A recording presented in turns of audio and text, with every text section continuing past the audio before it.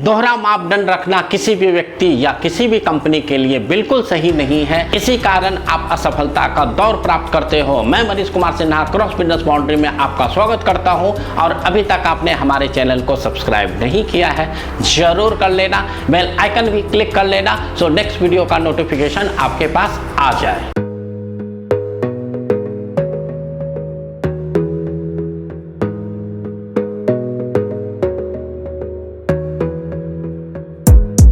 Gotta focus on yourself, on your faith, on your dreams, on your mind, on your health, yeah.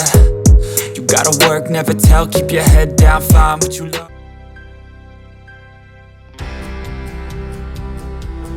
दोहरा मापदंड जो आप कोई भी व्यक्ति अपनाता है या कोई भी कंपनी अपनाती है तो वो सक्सेस को कभी भी अचीव नहीं कर पाता, क्योंकि जब पब्लिक आपके इन दोनों बातों को जानता है, जहां पर आप एक तरफ तो एक्सेप्ट करते हो, दूसरी तरफ नेग्लेक्ट करते हो, या आपके लिए सेम रूल एक जहां पर आपको अच्छा लगता है आप एक्सेप्ट कर लेते हो, वही रूल जो आपके लिए एक्सेप्टेबल नहीं होता है आप उसको डिनाई कर जाते हो।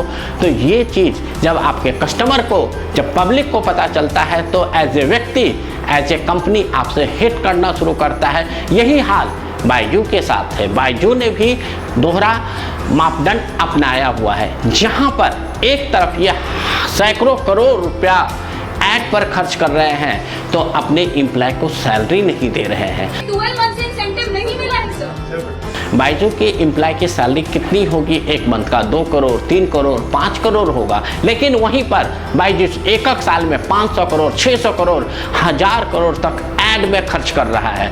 तो जहां पर आप अपने एम्प्लॉय को खुश नहीं रख पाओगे, एम्प्लॉय को सैलरी टाइम पर नहीं दे पाओगे और आप सोचोगे कि ऐड करके मैं कंपनी को ग्रो कर जाऊं, ये कभी नहीं हो सकता, क्योंकि ऐड बन जाता है। ऐड में जो काम करने वाले सेलिब्रिटी हैं, जो डायरेक्टर हैं, जो स्क्रिप्ट राइटर हैं, वो हमेशा आपके साथ नहीं होते। वो आपके ब्रांड को, आपके कंपनी को समझते हैं और एक बार बना के दे देते हैं, लेकिन कंपनी चलती है आपके एम्प्लॉय से।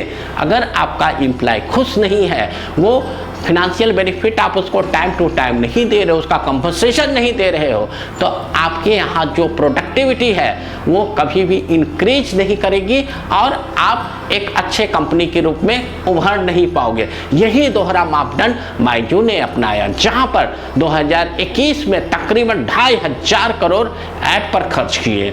इसी के साथ फीफा वर्ल्ड कप के स्पॉन्सरशिप में 330 करोड़ रुपए का खर्च किया। साथ साथ इन्होंने इंडियन क्रिकेट टीम के भी स्पॉन्सरशिप लिए, जहां पर तकरीबन 454 करोड़ का खर्च किया। और जो सबसे इम्पॉर्टेंट चीज़ है, आपको पता है कि बायजू का ब्रांड एम्बेसडर आज के डेट पर कौन है? बादशाह खान, शाहरुख खान, जो हिंदी फिल्मों के सुपरस्टार हैं। और इन्होंने कितना पैसा लिया होगा इसमें ना मुझे बताने की ज़रूरत है ना आपको। ये कम से कम 40 से 50 करोड़ या हो सकता है 100 करोड़ भी इंडोर्समेंट फी लिया होगा। लेकिन वहीं पर बायजू जहां पर महीने का 2 करोड़ या 5 करोड़ या मैक्सिमम 10 करोड़ एम्प्लॉय पर खर्च करना है, उनके सैलरी को देना है, ये बायजू नहीं कर पा रही है। तो इस तरीके से अगर आप भी अपने कंपनी का दोहरा मापदंड रखोगे, आप कभी भी ग्रो नहीं कर पाओगे, ये मैं आपको कह देता हूँ। इसी तरीके से बायजू के कुछ और चीज़ें हैं जो आप सुनोगे तो दंग रह जाओगे। जैसे हेलो, मेरा नाम आकांक्षा है। तो मैं आज तक बायजूस में काम करती थी, बट लेकिन आज मेरी पीटीएम थे, फिर उसके बाद एक मेल आया जिसमें सडन टर्मिनेशन का मेल था। वो 7:10 पे मेरी मीटिंग थी और इन्होंने मुझे निकाल दिया। 1.5 साल मैंने काम किया, एक छुट्टी नहीं थी। बायजू के कुछ कस्टमर का ये कंप्लेन है कि मैंने अपने बच्चे का ट्यूशन के लिए तो पैसा दे दिया, कोर्स ले लिया, लेकिन 1 से 2 दिन के अंदर ही मैंने ये एहसास किया, रियलाइज़ किया, ये कोर्स मैं या तो अफोर्ड नहीं कर सकता या मेरा बच्चा पढ़ नहीं सकता। फिर इन्होंने रिफंड के लिए अप्लाई किया। लेकिन ये बहुत सारे न्यूज़पेपर में आया है और मेरे कुछ दर्शकों के व्यक्तिगत एक्सपीरियंस है कि बायजू रिफंड करने में बहुत ही आनाकानी करता है, या यूँ कहें कि वो देता ही नहीं है। जब आपने एक बार पैसा दे दिया तो बायजू फिर आपकी बात कभी नहीं सुनता।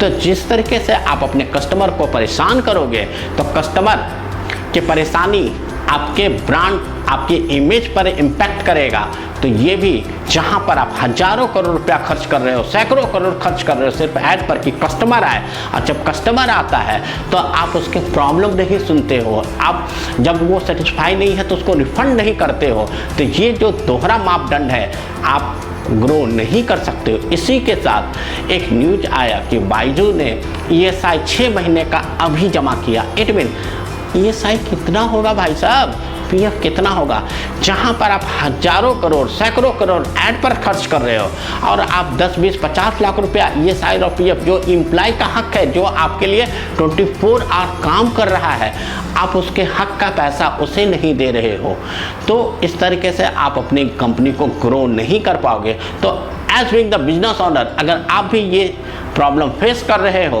कि आपका एक्सपेंडिचर कहीं और हो रहा है और आप अपने एम्प्लॉय को स्टैट्यूटरी कंप्लायंस पर ध्यान नहीं दे रहे हो, या आपके जो कस्टमर हैं उनका जो रिजेक्शन है या उनका जो प्रॉब्लम है आप उसको सॉर्ट आउट नहीं कर रहे हो, नज़रअंदाज कर रहे हो, तो आप कभी भी बड़ी कंपनी नहीं बन सकते हो।